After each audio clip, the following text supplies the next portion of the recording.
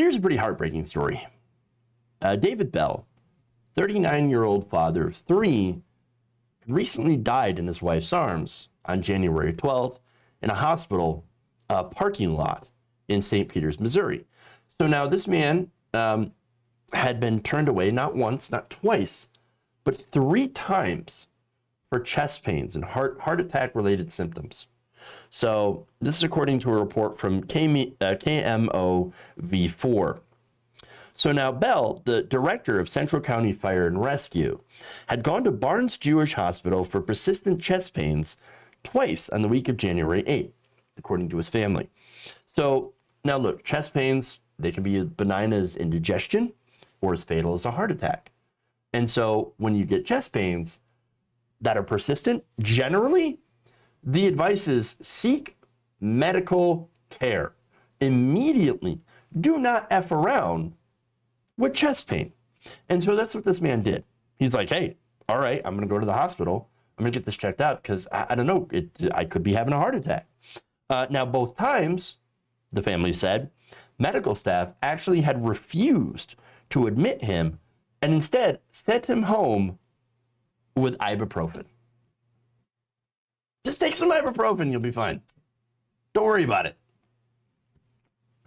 Ibuprofen for chest pain. So now that was, again, the first time. Later on, he goes and he does it again. Same thing. Same thing.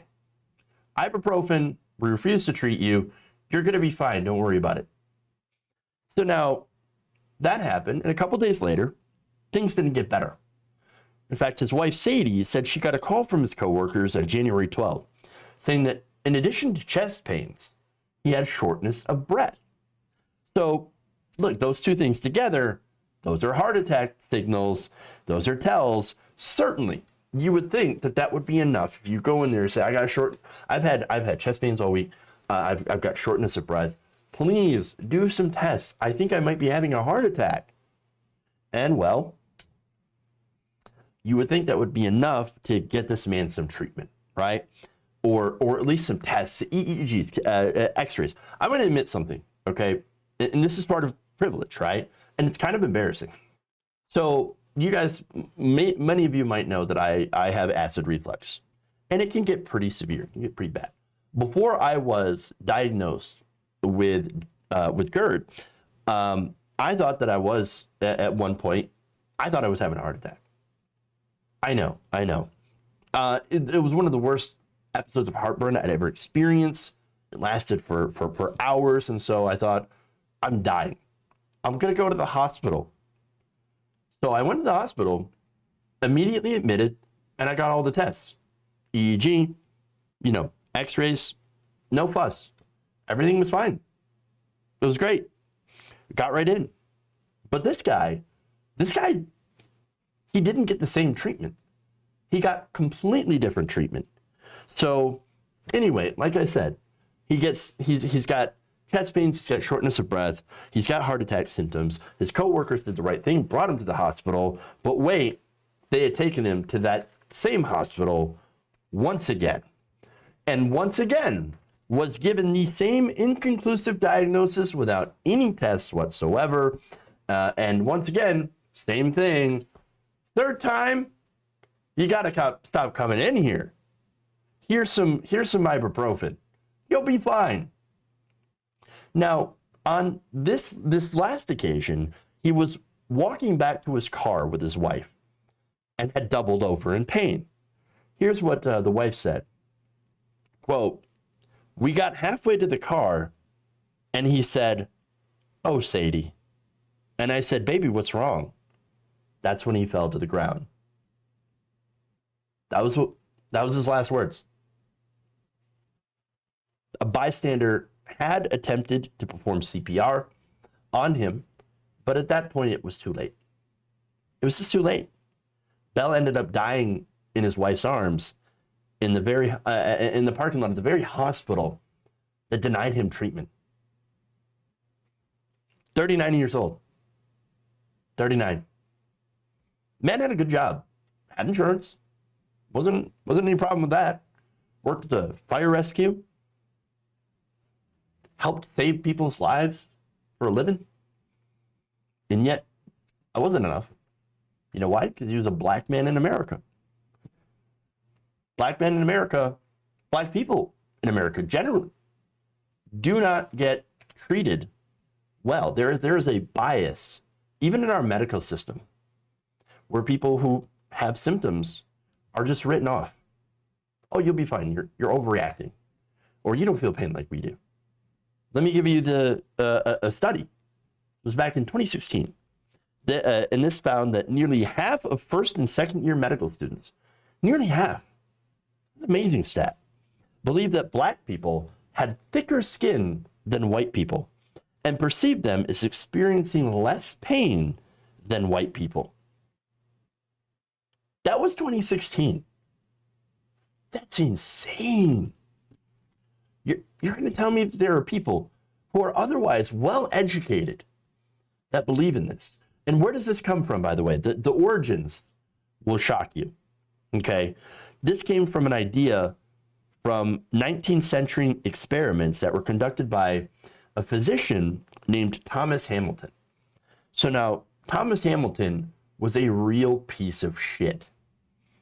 He actually was a wealthy plantation owner who regularly tortured and enslaved a black man named John Brown. He created blisters all over Brown's body in an effort to prove that black skin went deeper than white skin. This is what, and we still have medical training today that echoes this. That's horrifying. There's more. A 2019 study published in the American Journal of Emergency Medicine analyzed data from 14 previously published studies on pain management and found that black patients were 40% less likely to receive medication for acute pain compared to white patients, and 34% less likely to be prescribed opioids. Gee, I wonder why that exists. I wonder why that disparity, why they won't be prescribed. Could it have anything to do with stereotypes of black people being, addicted to drugs? So understand, this is just a couple of examples of the medical field being biased against people of color. And for black women, by the way, black women have it far, far worse. But yet they looked at the situation and they said, you're fine. You don't need any tests. Take ibuprofen. Come back later. You'll be fine. Well, it wasn't fine. And wouldn't you think that maybe the second time this person comes around and says, I still have awful chest pain. Please help me.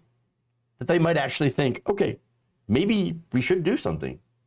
It's our job. We'll do some tests. But again, they didn't. And this man is dead, but he didn't need to be. Had they done the testing, they probably would have realized that maybe something was going on medically and possibly saved his life. It's so incredibly shameful that this situation even happened. So now the hospital itself released a statement, an email to Business Insider from BJC Healthcare, which runs Barnes Jewish, and says, our thoughts are with the family after this loss, as well as with the entire Central County Fire and Rescue team. But we cannot comment on individual patient cases due to patient privacy laws. So basically, we're real sorry this happened, but we take no responsibility for this. And we can't say anything because we get HIPAA. Sorry. Can't do anything, can't say anything. It's a disgusting, what a cop-out. Absolute cop-out. Enraging. So now for the family, his wife Sadie told the news outlet that she believes her husband did not receive the treatment that he deserved because the doctors and medical staff did not take his concerns seriously. And again, that situation happens with black people and especially with black women. So here's what she said. I don't want any family to feel what we're feeling right now. So this is why, it's a great example of why we need to realize that our society is not equal. That racism, and bias absolutely do exist in so many different layers of our society. This is institutional. It's institutional racism. There is implicit bias. There is stereotyping that bleeds into everything. And of course, it happens in other places, some places more than others. It's taught. There are biases, and it bleeds into everything. It really does. Jobs, healthcare, buying a home, everything. Everything. And we need to find a way to get rid of that, to get rid of those biases so that we can save lives and give everybody a fair shot and a fair treatment under the law. So now, one more thing here to add, okay? His wife put together a GoFundMe to pay for his funeral expenses, okay? I'm gonna put the link in the description of this video. And I wanna ask everybody to please help out if you can.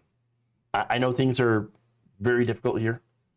I know that, some people, a lot of people are still suffering from under COVID and don't have the money. That's totally fine. But you should definitely help this out if you can, $5 or so, and help this family.